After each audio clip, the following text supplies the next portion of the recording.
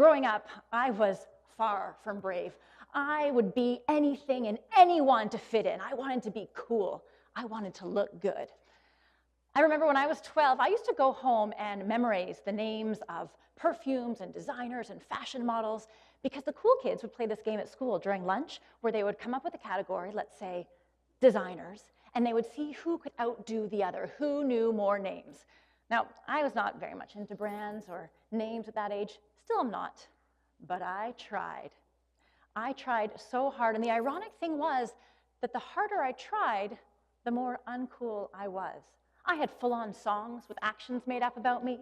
Barrel of poo, I want to kick that. I'll save you, but barrel rhymed with Carol. It was all about me.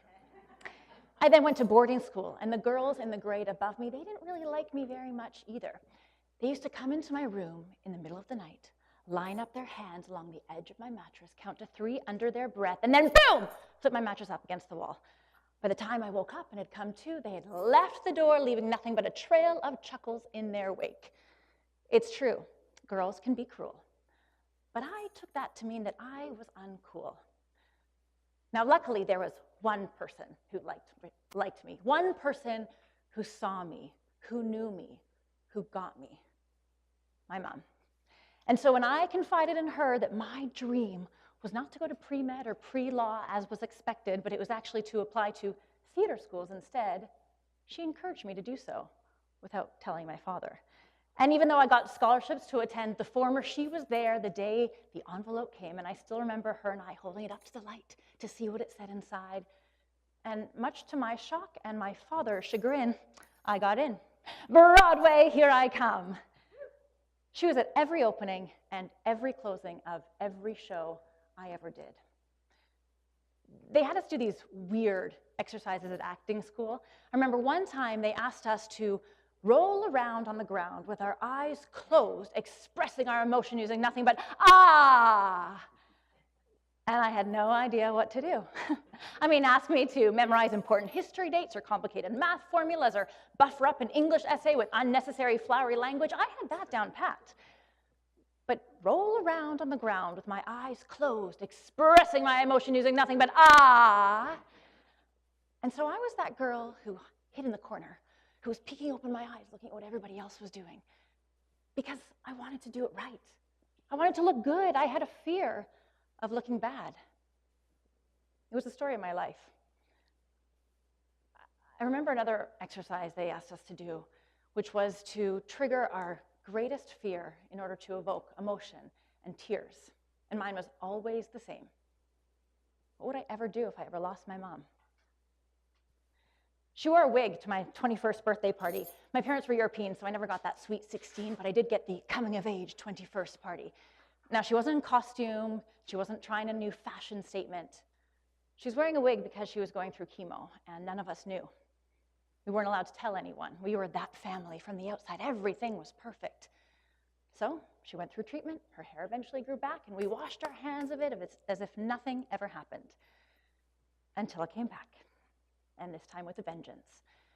I eventually moved back home to look after her and felt purpose for the first time in my life. Finally, didn't feel like I wasn't good enough, wasn't tall enough, skinny enough, blonde enough to land the role or get the gig. I was exactly where I needed to be. And as hard as that time was, it was also the most special of my life.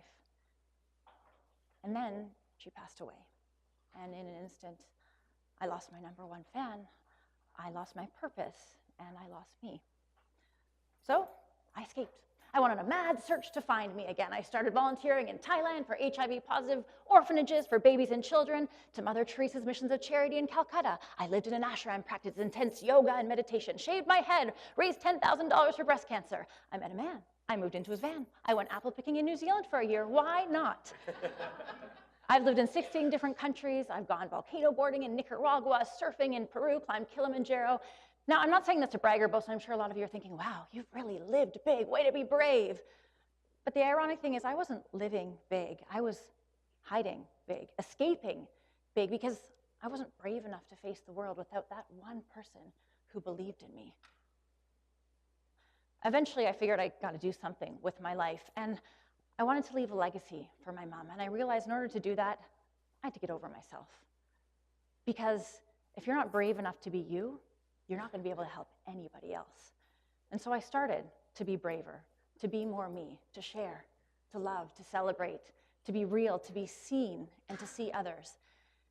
And eventually started Women Living Big and the BRAVE Institute to help bring people together who are ready to be seen and who are ready to experience their life. Because as cliche as it sounds, life really is too short. And so now, whether or not it's helping women climb Kilimanjaro or go skydiving, I get to be the cheerleader for others the way that my mother was a cheerleader for me. My mom and Maria left this world all too soon, and yet their legacies live on because they were brave enough to be themselves. So I dare you to be brave enough to be you, to not care about what other people think, to not try and fit in or be anything or anyone that you're not, because ultimately you're only going to be the best in the world at being you. Let no one ever come to you without leaving better or happier. Mother Teresa.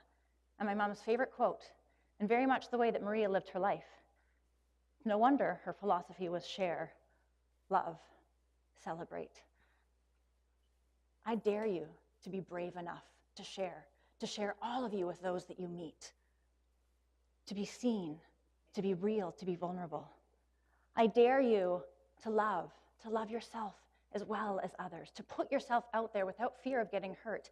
And I dare you to celebrate the wins, the losses, the good times, the bad, each other, and this moment, because we will never have this moment again.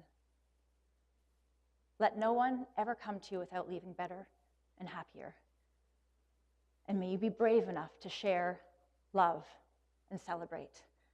And wouldn't the world be a far better place if we all did just a little more of that? Thank you.